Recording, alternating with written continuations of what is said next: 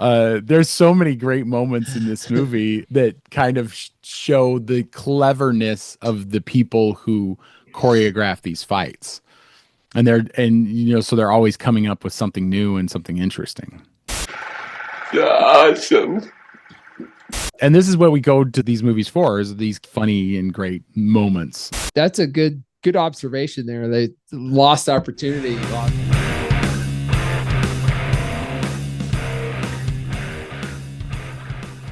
Hello and welcome to the Brothers Random Show. My name is Travis. I'm Michael. And we are two ordinary brothers discussing extraordinary ideas and some random shit. Michael, why are we here? Today we are reviewing From the World of John Wick, Ballerina.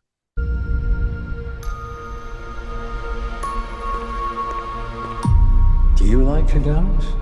I know a school where they teach dances. I could take you there if you'd like.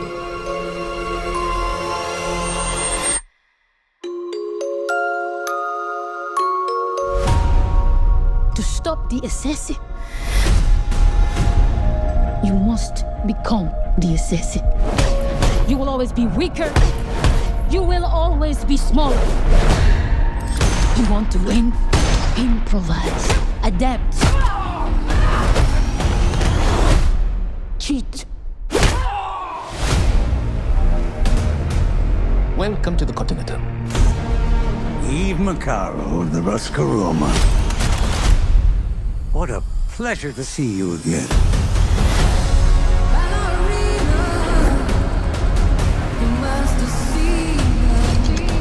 You have no idea what you just walked into.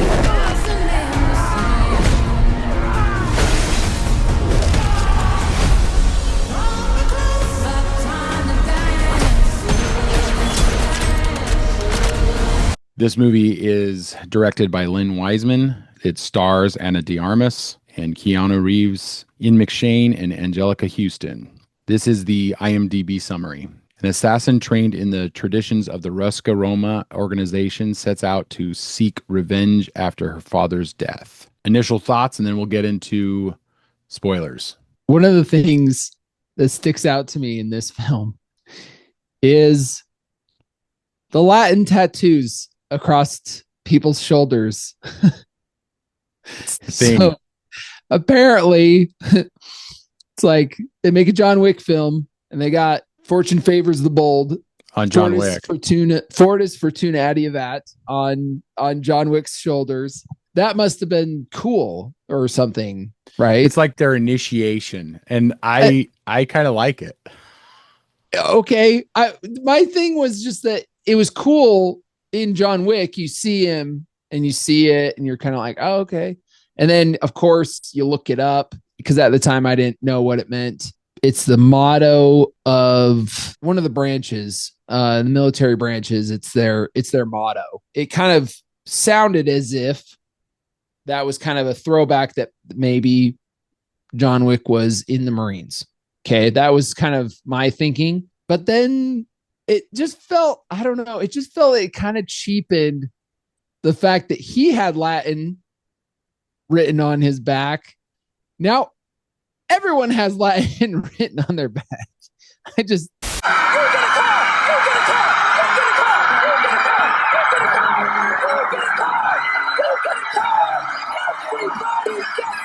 It's not horrible, but to me, it kind of cheapened the first one.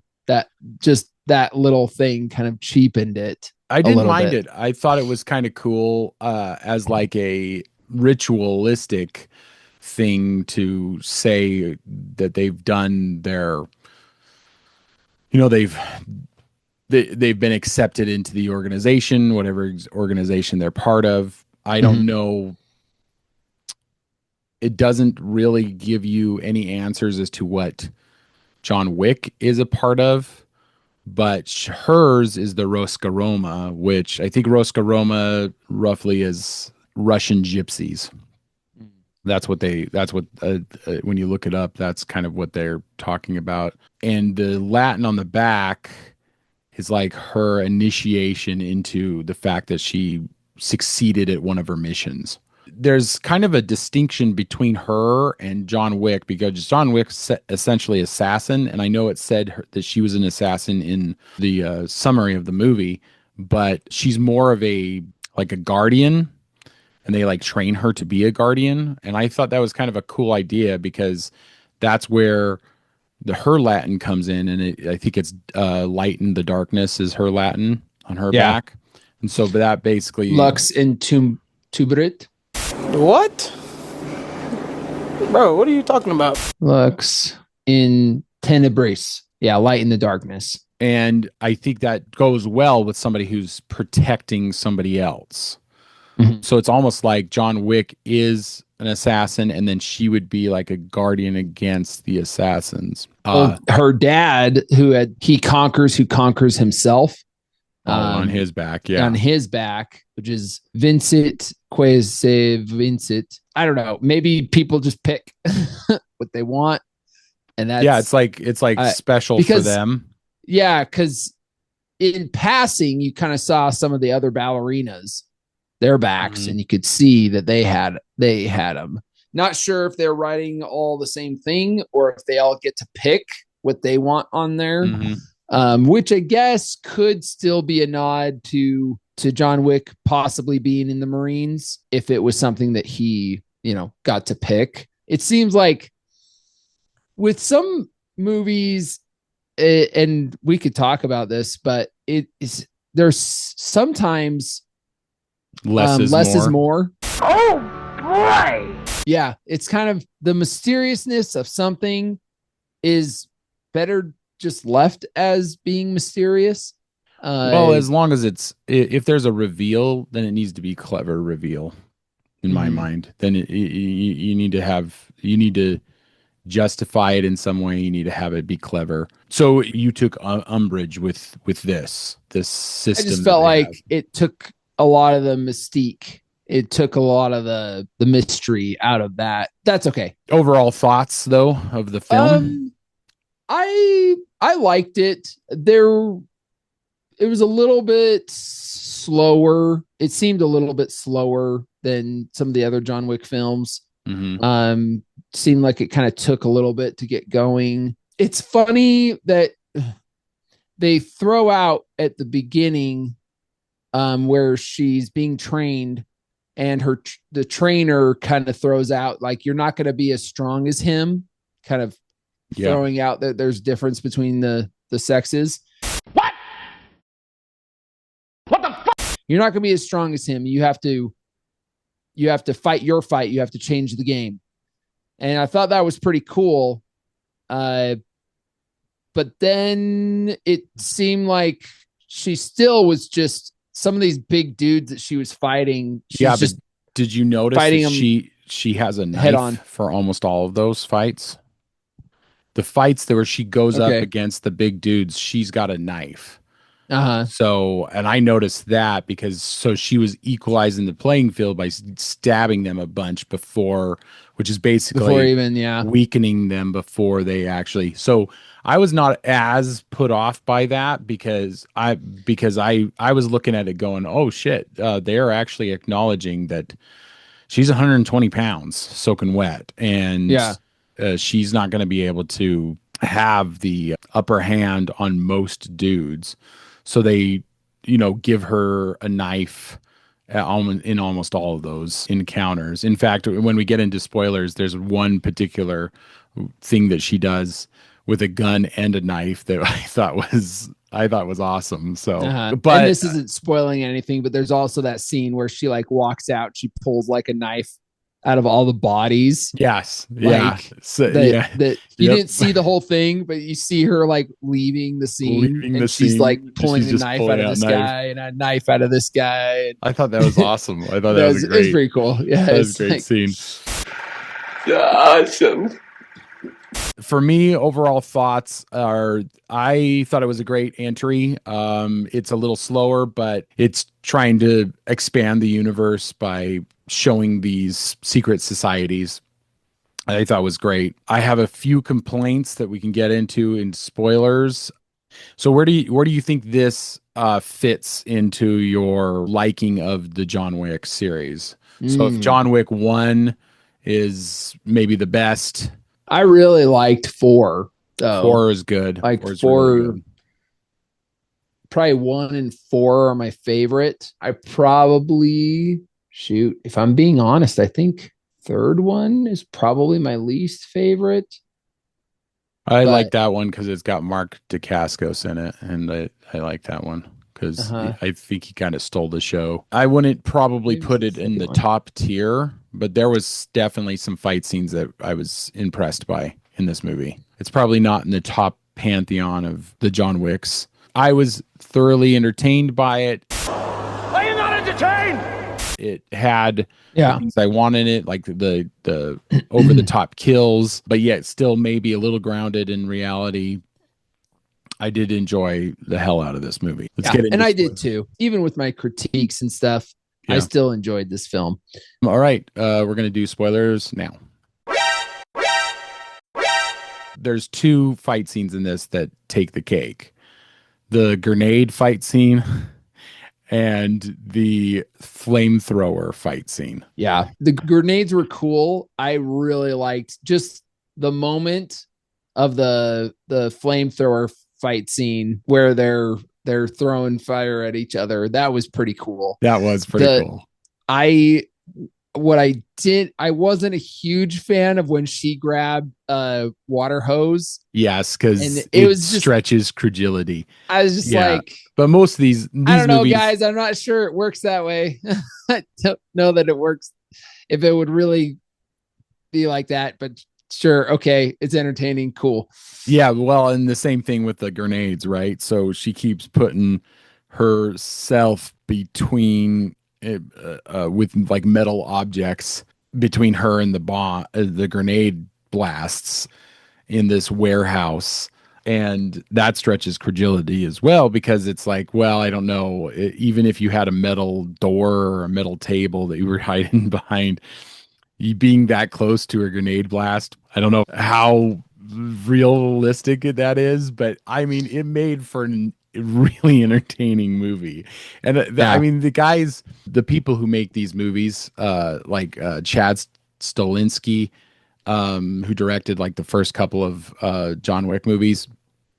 I mean, they know how to make good action sequences. I mean, and I think that's what they're doing constantly to try to up the ante for these type of films. And what are the alternatives? The alternatives are just finding really interesting ways to have a fight scene. And I think they delivered on this movie because the flamethrower scene alone, they had most of the scenes in dark. So when it brightened up the room, it really looked cool. Like they did a really good job with that. And it's basically movies made by these are stuntmen, ex stuntmen, so these guys are really doing the top notch tier work with all this. And I was impressed. I was impressed, even if it does stretch credulity a little bit. Still impressive. Still an impressive feat. Yeah. You know? I really like where there's a scene where she comes out, she gets in a car, starts to drive off. Yeah. And if you notice the scene, the camera starts to go up to follow her. Mm-hmm. So it comes up to follow her, and then you see that she's making a turn, and somebody comes in It hits and her. and hits her, and then brings her back into frame, and the camera comes right back down. Man, I thought that was so cool. And That like was so the cool. door, she flies the door open, and they're shooting at her, so she actually forces herself out while the car is still moving. And I thought that was crazy cool. I was just like, dang, that is awesome. Like and that's when the action kind of hits into overdrive because I was a little disappointed because I was like leading up to that part in the movie. She was walking through a nightclub pulling out knives, and you mentioned this before, pulling out knives out of dudes, implying that she had just had a huge fight scene with all these guys. And I was sitting there going, man, they're not going to show us the fight scene. I was like, how disappointing is that? Like, I was like, is she just not up to the task? Like, all these things were going through. I thought it was a funny scene because it was played for laughs because she's pulling out all these knives. And then finally she gets hit by the car because you think the scene's all over because they're panning up and you think the scene's over. And then she gets hit by the car and then there's a whole new fight scene involved. And I was like, that is really cool. They really know how to take your expectations of a fight scene and kind of bring it to into a different level. I really like that because it keeps you on your toes. It makes for really interesting storytelling. Speaking of storytelling, the plot is almost non-existent. I mean, it's a revenge plot for the most part. It expands the world of John Wick. We're not there for the plot. We're there for really cool action sequences, and they delivered. With that particular one that you just mentioned, with the grenade fight scene and the flamethrower fight scene, that puts three amazing fight scenes in one movie. I don't mind the world building, really. I think it's interesting that they're having her be kind of a different type of assassin where she's protecting somebody instead of actually assassinate somebody. So it would make sense that if that's her job, then John Wick is kind of the other side of the coin of that. I like that idea. I wish they had expanded on it a little bit more because like her first mission is to protect this daughter of a dignitary of some yeah, daughter of somebody, yeah, special or something. Yeah, and they show that she does a pretty good job at it. Let's get into the girl boss elements. This felt non-girl boss. Yes, queen, go off, girl boss, pussy hat slay. Oh, okay, so if you were to compare, yeah, she gets her butt kicked and handed to her a few times. Yeah. And they even acknowledge she's a woman, so you're never going to be able to fight the same like hand like straight up, which is why I thought was interesting because almost all the fights that she has with the dudes when they're prolonged long fight scenes, she's got a knife and she's stabbing them the whole time. They're trying to they're punching her and she's stabbing them. And so I think that kind of equalizes out. So your brain goes, oh, well, she's doing this. So she's slowly weakening them throughout the fight. One of the great moments I thought was when she takes a gun and then duct tapes a knife to the bottom of it. I thought that was so clever because she's stabbing people and then she's shooting them. And it just worked out really great. I thought that was great. There's that scene where she's hitting the other girl with plates. I thought was so funny. There's so many great moments in this movie that kind of show the cleverness of the people who choreograph these fights. And so they're always coming up with something new and something interesting. Another interesting element to this movie is so she gets embroiled in with what's essentially a cult.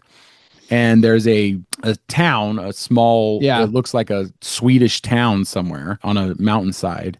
It looks like a skiing town and the idyllic skiing town. And she goes there and it turns out that all the people in the town are followers of this cult.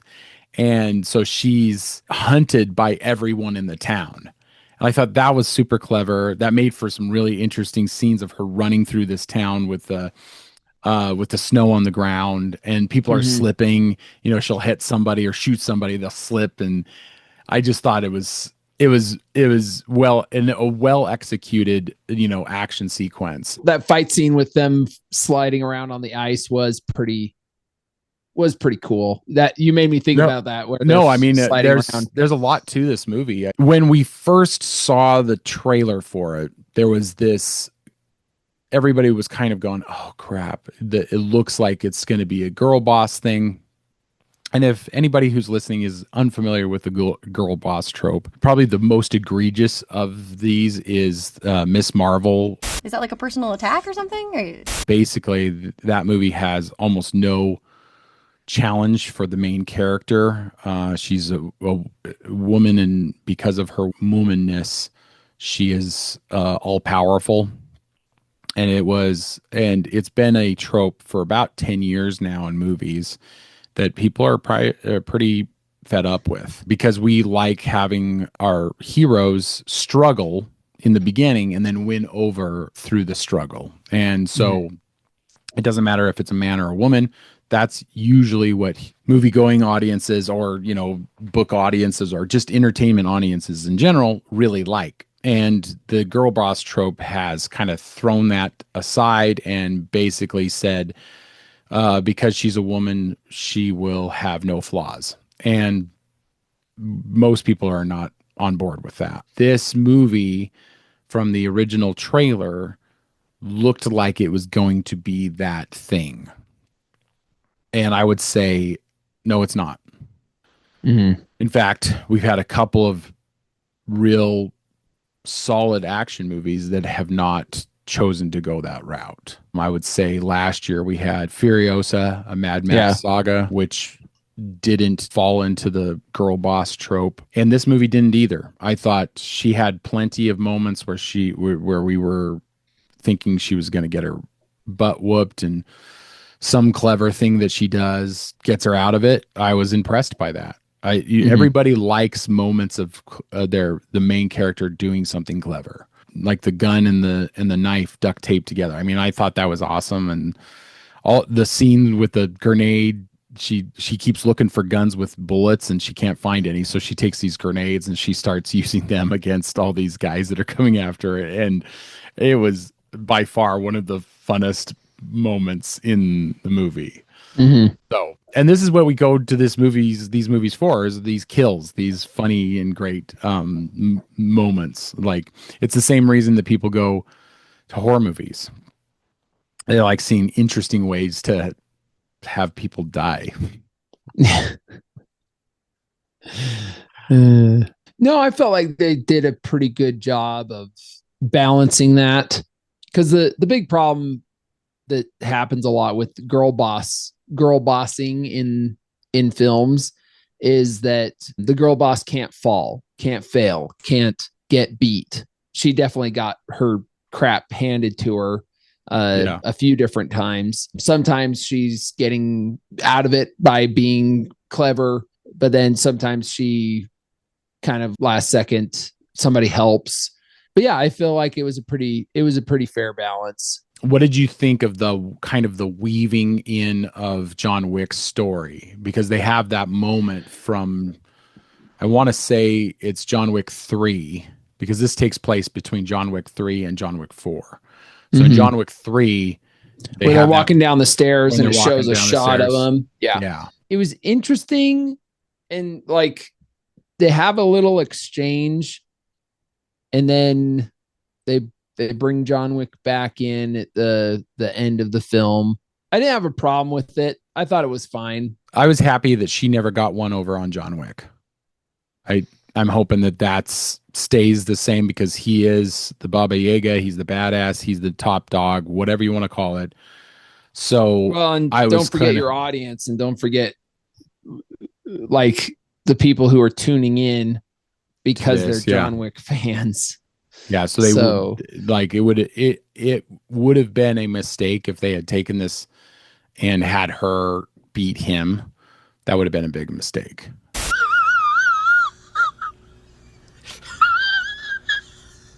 And I kind of liked him being kind of like a guardian angel over her, like just kind of helping her out. They don't really give it a reason why. I guess that could be a critique. It's just like, and all of a sudden he's wanting to help her.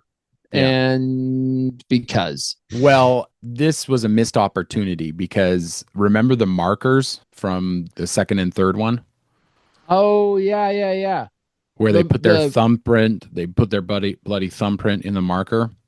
And they should have brought that back. When the time comes, you can call on me for a favor, and I have to do the favor. I don't know why they didn't take the opportunity for him to get one out, have her put a bloody print on it. That would have been interesting. That could have led to another one. I know. What a missed opportunity. Like he could have been like, I helped you here.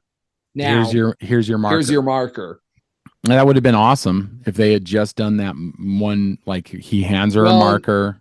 That's a good observation there. They lost opportunity. Lost opportunity in my mind. I mean, I thought that would have been excellent. And then they would have brought them back. Yeah, missed opportunity. You're right. Before we go, I have one massive complaint about this movie. There is a moment in this movie which is supposed to be, it's played kind of like a third act twist, where the character, I think her name is Lena, is revealed to be her sister. The truth is I'm not sure why, because it goes nowhere. Basically, there's a scene where she's the sister, where she reveals herself to be her sister, and then she dies literally in the next scene. There was no point in that. There was no, I don't know why they did that. You didn't meet her sister in the beginning. Like, I was starting to think that it was because it was so out of nowhere that maybe the actress who played Lena, maybe she's like a daughter of a producer or something, because that seemed like a whole section of the movie that we didn't need, that had almost no bearing on anything else in the movie. It was just a very odd.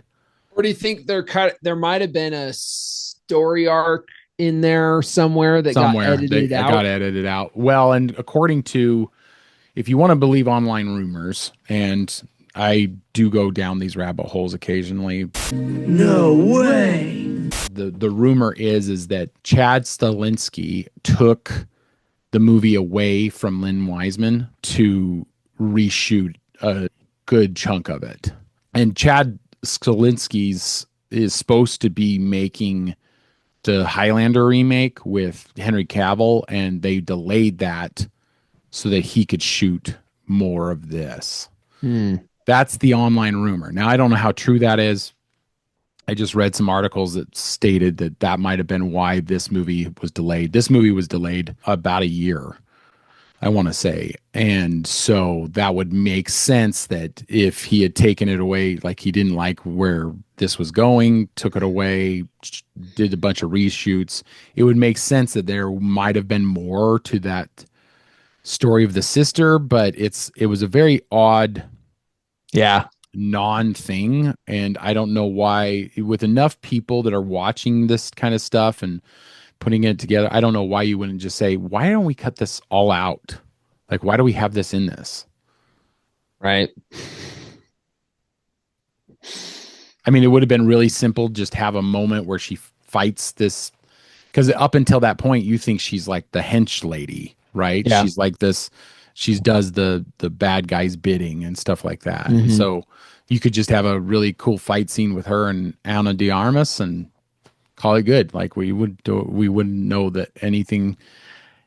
It was it's very strange, but that's my biggest complaint about this movie.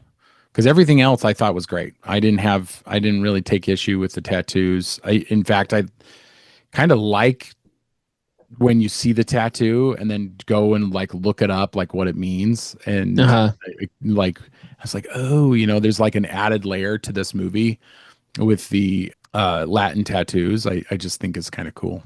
Yeah. I found myself with lots of because they have it throughout. Yeah. With some of the other John Wicks. Thanks for joining us, audience, for that review of Ballerina from the world of John Wick. Tell us what you think. What is your favorite John Wick movie? Your favorite fight scenes? Yeah, join the conversation, guys. Check us out on social media, Spotify and Apple Podcasts. If you liked this, you are the subscriber we are looking for. Until next time, keep reading, keep listening, keep watching, learn more. We'll see you, brother. See ya. There you go, son. Now get out of here. You're bothering me.